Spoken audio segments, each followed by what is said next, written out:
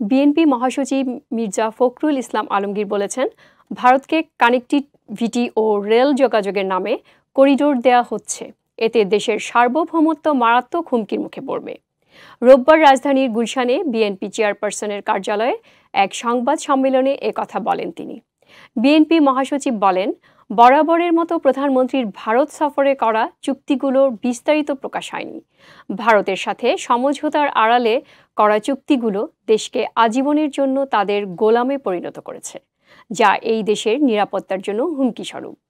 এ সময় ভারতের ঋণ সহায়তার ব্যাপারে আশাবাদী হওয়া যায় না বলেও মন্তব্য করেন তিনি।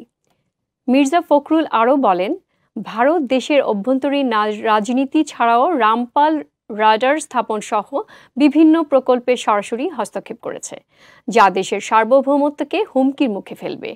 জনগণকে অন্য দেশে চিকিৎসা করার বিষয়ে উৎসাহ প্রদান করে দেশের চিকিৎসা ব্যবস্থাকে ধ্বংস করা হচ্ছে বলেও মন্তব্য করেন দলটির এই শীর্ষ নেতা।